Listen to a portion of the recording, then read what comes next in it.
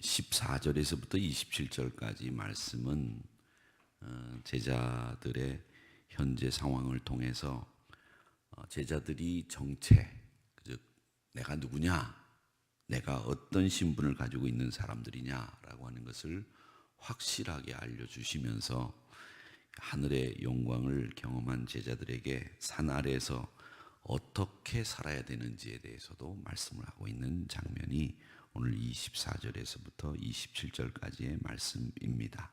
예수님이 이제 변화산에 올라가셔가지고 이 세상에서 빨래를 해도 그만큼 휘어질 수 없는 모습으로 변화가 된 다음에 이제 산에 딱 내려오니까 귀신 들린 아이가 있는 거예요.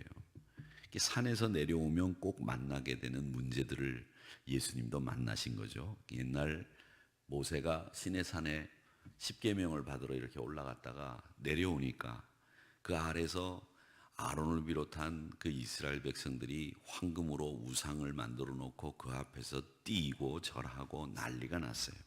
이런 것처럼 예수님이 산에 올라가서 베드로와 요한과 데리고 같이 변화를 경험하고 난 뒤에 내려오니까 그 아래에서는 어떤 일이 있었느냐면 제자들이 모여서 귀신 들린 아이에게 귀신을 쫓아내려고 막 애를 쓰고 있는데 이 귀신이 안 나가고 더 기세를 부리고 있고 제자들은 쩔쩔매는 이런 난감한 상황이 벌어져 있었던 겁니다. 그래서 산에서 내려오니까 예수님은 귀신 들린 아이를 만나게 됐고 모세는 우상에게 절하던 이스라엘 백성들을 만나게 됐다라고 하는 것을 오늘 이 말씀을 통해서 우리가 비교를 해볼 수 있게 됩니다.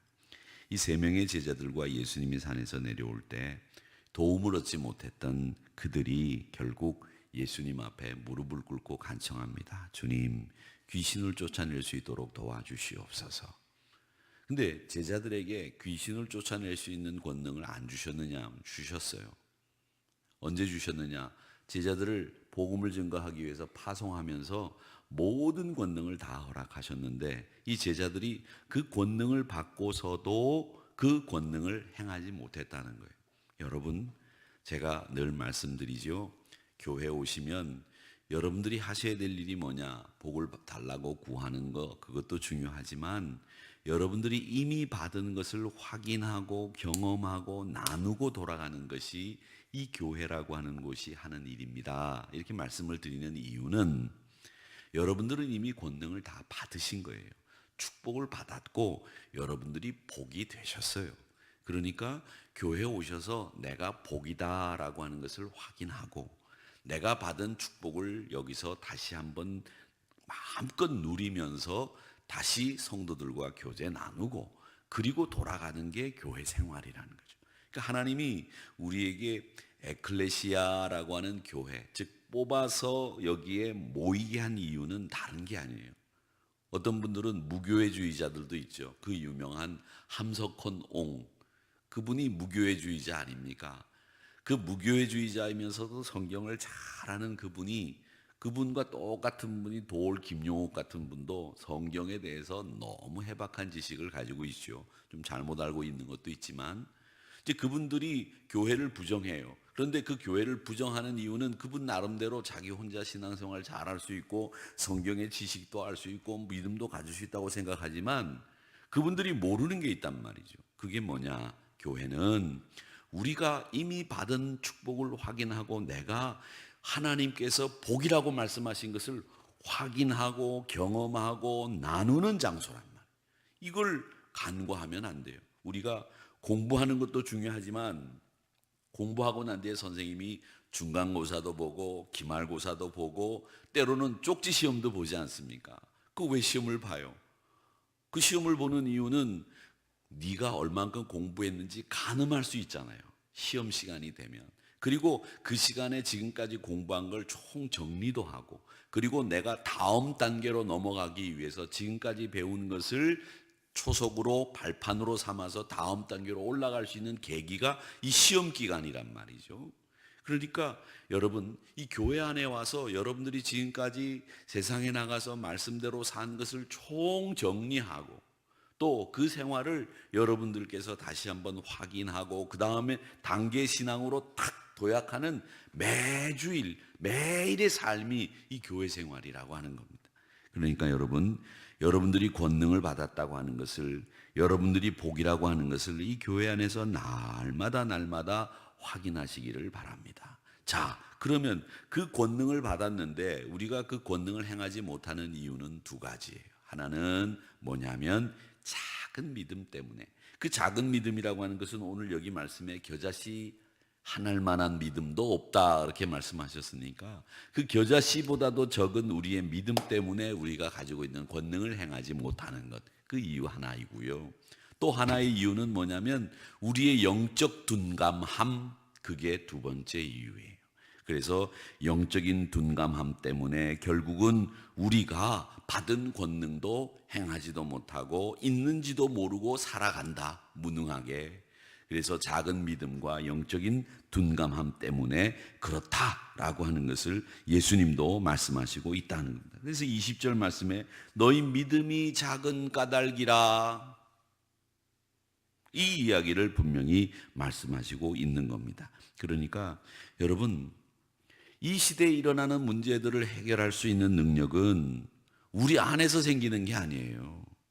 예수님 앞에 나와서 예수님을 얼만큼 의지하느냐, 내가 예수님을 얼만큼 붙잡느냐, 여기에 문제 해결의 방법이 있는 거예요. 그러니까 어떤 분들은 내가 능력을 더 키워서, 내가 힘을 더 키워서, 내가 지위가 더 높아져서 어떤 문제든지 해결할 수 있는 능력이 생길 거야, 이렇게 생각하지만 우리 예수 믿는 사람들은 그렇게 능력이 생긴다고 보는 사람이 아니라 내가 예수님을 얼만큼 붙잡느냐, 얼만큼 의지하느냐, 여기에 비례해서 우리가 문제 해결을 받을 수 있는, 문제 해결을 할 수 있는 능력이 생긴다라고 하는 것을 오늘 이 말씀을 통해서 배우게 됩니다. 그러니까 이 교회라고 하는 것은 세상에서 경험할 수 없는 하나님의 능력을 맛보는 공동체.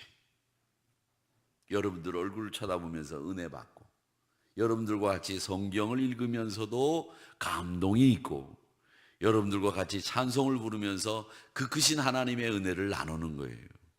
그러니까 찬송 한 절에, 가사 한 절에, 기도 한 마디에, 말씀 한 단어에 우리가 은혜 받고 그 은혜를 확인하고 경험하는 그 능력을 맛보는 공동체가 이 교회예요. 여러분들이 앉아 계신 모습을 통해서도 우리가 은혜 받는 거예요. 은혜 안 받는 것 같아도 우리가 서로 은혜를 받고 있는 거예요. 지금 앉아 있는 모습 가운데, 아유, 저분은 아프신데 오늘 새벽에도 꼭 나오셨네. 아이고, 저렇게 힘드신데도 오늘 나와서 앉아서 새벽 기도를 쌓으시네. 바쁘신 우리 장로님들이 그 바쁘신 가운데 피곤한데 오늘 나오셔가지고 기도하시는 모습을 보면서 그 고개 숙인 모습 앞에서 우리들이 은혜 받는 거예요. 서로 앉아있는 모습에서, 서 있는 모습에서 은혜 받는 거예요. 여러분 얼굴 표정 보면서 아이고 고맙다, 감사하다, 이런 생각이 드는 거죠. 아이고 저건 왜 나왔지? 이거 아니잖아요. 교회 공동체는 그래서 하나하나가 다 은혜예요. 전구가 잘 나를 비춰주다가 하나가 탁 나가도 저거 고치려면 힘든데 저거 다 뜯어내야 되는데 누가 고생하겠구나. 참 땀 뻘뻘 흘리면서 또 저기를 붙잡고 고생하시겠지? 아이고 애쓰시겠다. 은혜가 되는 거죠. 나는 오늘 기도 더 열심히 해야 되겠다. 다 은혜인 거예요, 여러분. 그래서 이 교회가 좋은 거예요. 그래서 교회가 우리 마음에 여러 모양으로 안식을 주고 여러 모양으로 위로를 주는 거죠. 그러기에 사랑하는 성도 여러분, 오늘 이 말씀을 통해서 우리가 배우는 것은 우리가 은혜 받는 것이 뭐 귀한 말씀, 능력 있는 집회, 여기서만 은혜 받는 게 아니에요. 우리의 작은 몸집 하나에서도 그 어떤 누군가가 은혜를 받고 있다라는 생각을 하셔야 됩니다. 그 작은 말 한마디에 누군가가 지금 은혜 받고 있다고 생각하셔야 됩니다. 여러분의 모양 하나, 여러분의 발걸음 하나가 많은 사람들에게 은혜를 끼치는 영향력 있는 것이다. 이게 교회가 가지고 있는 힘이에요. 그래서 오늘 이 말씀에 우리에게 얘기하시지 않습니까? 너희들 영적으로 둔감하지 말고 너희들 작은 믿음 가지고 허덕거리지 말어. 이 이야기를 예수님은 하시고 있는 겁니다. 자, 그 다음에 22절에서부터 27절까지 말씀은 제가 말씀드렸죠. 16장에서 나오는 첫 번째 순환 예고 다음 두 번째 순환 예고다. 세 번째 순환 예고는 20장에 나옵니다. 이렇게 말씀을 드렸습니다. 여기 이 말씀이 두 번째 예수님의 순환 예고. 예수님이 총 3번에 걸쳐서 순환 예고를 하시고 십자가를 지시는데 오늘 이 말씀이 두 번째 순환 예고입니다. 자, 이 두 번째 순환 예고에서는 다시 한번 예수님이 무엇을 강조하시느냐? 메시아가 가는 길이 어떤 길이냐? 이걸 강조하고 계시고, 또 하나 너희들은 어떤 사람이냐? 이걸 강조하시고 계시다. 이걸 여러분들이 아시면 되겠습니다. 그래서 22절, 23절 말씀엔 이것이 두 번째 순환 예고다 이렇게 얘기를 하시면 되겠고, 24절에서부터 27절까지 말씀의 내용은 성전세에 대해서 얘기를 합니다. 유럽은 성전세가 다 있어요. 독일은 성전세가 아니라 종교세라고 그렇게 이름 붙여져 있는 세금을 냅니다. 근데 이 세금을 내는 문제에 대해서 예수님과 같이 이제 토론을 하는데, 왜 예수님 세금 안 내느냐? 이제 사람들이 그렇게 이야기를 했겠죠.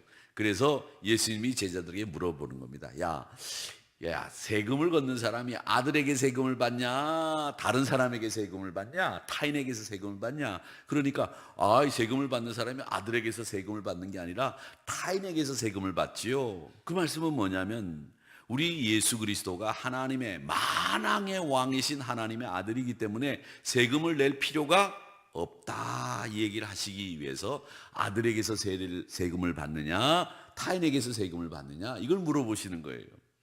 타인에게서 세금을 받습니다. 맞다, 타인에게서 세금을 받는 거야. 근데 나는 세금 낼 필요 없다, 이 말씀은 하시지 않았죠. 그리고 난 뒤에 베드로에게 너 나가서 고기 잡아가지고 그 입을 열면 그 안에 한 세켈이 들어있을 텐데 반 세켈을 내는 종교 세금을 너와 나를 위해서 거기 고기에서 입에서 나오는 한 세켈로 세금 내라, 이 얘기를 하신 거예요. 근데 여러분, 여기서 우리가 알아야 될 게 하나 있습니다. 그게 뭐냐면 이 고기, 생선, 물고기라고 하는 것은 고대 이 예수님 당시에 살던 사람들의 생각 속에는 어떤 생각을 가지고 있었느냐면 바다는 원수가, 마귀가 사는 곳이라고 생각을 하고 있었고요. 우리는 바다는 이제 요즘엔 그런 생각을 하지 않잖아요. 바다 그러면 어떤 생각을 합니까? 속초바다, 해운대 바다, 바다는 휴양지 뭐 이렇게 생각을 하지요. 근데 옛날 사람들은 바다는 무서운 곳, 마귀가 사는 곳, 우리 적대 세력이 사는 곳이라고 생각을 하고 있었어요. 거기는 바다를 항상 접할 수 있는 것이 아니라 바다를 건너야 다른 곳으로 갈 수 있으니까 그렇게 생각하고 있었고, 이 물고기라고 하는 걸 우리가 생각하셔야 되는데, 이 물고기라고 하는 것은 옛날 사람들은 어떤 생각을 하고 있었느냐면 이 물고기나 이런 것들은 다 굉장히 지체가 높은 사람들이 관리하고 주장하고 관여하는 거라고 생각했고, 물고기가 잡히는 것도 이건 하나님이 잡힐 수 있도록 만들어주는 거다. 그건 창조주이신 하나님, 절대 권력을 가진 하나님이나 왕이나 같은 그런 능력 있는 사람이 이 물고기를 관장하는 거지 나 같은 사람은 관장하지 못한다, 그렇게 생각을 하고 있었어요. 그러니까 여러분, 베드로 사도가 그물을 던져가지고 물고기를 그물이 에어지도록 건져냈다라고 하는 말은 하나님의 은혜를 그렇게 받았다는 얘기죠. 고기 많이 잡았다는 의미만 있는 게 아니에요. 그러니까 하나님이 이 베드로를 지금 주장하고 계시다, 이런 뜻이에요. 근데 오늘 여기서 물고기를 잡으면 그 안에 한 세겔이 있겠다라는 말씀은 뭘 얘기하느냐면 예수님이 나는 만왕의 왕이신 하나님의 아들이야 라고 하는 걸 말씀하시는 상징적인 이야기예요. 그러니까 물고기는 아무나 관리하는 게 아니라는 거다라는 겁니다. 그래서 오늘 이 말씀을 통해서 이 물고기는 통치자가 주관하고 있다고 생각하고 있었기 때문에 물고기를 잡아서 한 세켈이 나온다는 말은 결국 뭐냐면 예수님께서는, 하나님께서는 주권을 가지고 계시다. 내 삶의 주권, 내 삶을, 내 죽음을 주장하는 주권을 가지고 계시고 내 모든 것을 공급해 주시는 분이 누구냐? 하나님이다 라고 하는 것을 상징하는 가장 대표적인 것이 바로 이 말씀이에요. 그래서 물고기로 예수님이 4,000명을 먹이시지 않습니까? 베드로가 물고기를 잡아내지 않습니까? 이 모든 것이 바로 통치자이신 하나님이 주권을 가지고 계시다라고 하는 상징적인 의미를 갖게 된다라고 하는 것이죠. 그러니까 오늘 이 말씀을 통해서 우리는 깨달아야 될 것이 있습니다. 산 아래는 항상 불신앙으로 사로잡혀 있어요. 산 위는 하나님의 영광을 보고 변화되는 그런 곳이 산 위지 않습니까? 여러분, 산 밑에 머무시면서 우상이나 불신앙에 사로잡히는 신앙이 아니라 나는 산 위에서 하나님의 영광을 보며 하나님을 향한 뜨거운 믿음으로 변화되고 뜨거운 믿음의 주인공이 되리라, 이런 생각을 갖기를 주의 이름으로 축원합니다. 여러분의 믿음은 산 아래 있으셔야 됩니까? 아닙니다. 산 위에 있는 믿음이 되시기를 축원합니다. 산 위에 있는 믿음. 오 주여, 저에게 산 위에 있는 믿음을 허락해 주시옵소서. 그 다음 저에게는 믿음이 겨자씨만한 믿음도 없는 이 불충함을 용서하시고 하나님께서는 날마다 저희의 믿음을 더욱 든든히 하게 하시사 하나님의 주권을, 하나님의 공급을 인정하고 이 겨자씨만한 믿음이라도 갖게 하셔서 하나님, 이 땅에서의 삶을 승리하며 살아갈 수 있도록 도와주시옵소서. 이렇게 여러분 기도하시기를 바랍니다. 그 다음에 또 하나, 이 물고기를 통해서 우리에게 배우는 것은 세상의 왕들은 우리에게 세금을 물리지만 원천적으로 우리는 하나님께서 우리의 삶을 주장해 주시는 분이기에 우리는 하나님 앞에 세금을 내는 사람들입니다. 그럼 하나님 앞에 어떤 세금을 내느냐? 헌금을 하라는 얘기가 아니에요. 우리는 하나님 앞에 세금을 내야 되는데 어떤 세금을 내야 되느냐? 내가 피조물로 그의 백성으로 하나님 앞에 순종과 하나님 앞에 헌신의 세금을 내는 거예요. 지금도 여러분들이 그 세금을 내고 있는 거죠. 만왕의 왕이신 그 하나님 앞에서 내가 순종하겠습니다, 내가 헌신하겠습니다, 이렇게 여러분 믿음으로 살아가시되 항상 여러분께서 늘 승리하시는 믿음으로 살아가시고, 또 요즘 이런 21세기 현대를 살아가는 우리 믿음의 사람들에게 있어서는 우리가 또 생각해야 될 것이 있습니다. 그것이 뭐냐면 이 세금을 왜 내는 겁니까? 세금을 내는 이유는 우리 공공의 질서와 안녕을 위해서 우리가 세금을 내서 형평에 맞게 모든 사람들이 다 행복하게 살기 위해서 세금을 내는 거 아니겠습니까? 우리 믿음의 사람들은 그러니까 항상 나보다도 타인을 배려하고 우리 공공의 질서나 모든 나라의 안녕을 구하는 기도와 자세로 신앙생활을 해야 되겠다라는 것을 오늘 말씀을 통해서 다시 한번 묵상하게 됩니다. 주여, 산 위에 있는 믿음으로 살아가게 도와주시옵소서. 자그마한 겨자씨만한 믿음이라도 저에게 주셔서 하나님이 기뻐하시는 사람이 되게 하시고, 항상 신앙 안에서는 내가 하나님 앞에 세금을 내듯 순종과 헌신의 모습으로 살아가게 도와주시옵소서. 우리 하나님이 기뻐하시는 삶은 내가 순종하는 거예요.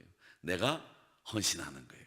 그렇게 사시는 것이고, 또 하나 하나님 앞에서 우리가 기뻐하는 것이 뭐냐? 하나님 앞에서 내가 모든 사람들에게 안녕을 구하고 배려하는 삶으로 살아가는 것, 그것이 우리에게 진짜 필요한 삶이다 라고 하는 것을 기억하시고, 오늘 2부 새벽 기도에 나오신 여러분들에게 이런 묵상의 포인트들을 다 잊지 마시고 승리하시기를 바라고, 또 이 말씀이 여러분의 말씀으로 삼아 오늘 하루 또 평생 승리하시기를 주님의 이름으로 축원합니다. 아버지 하나님,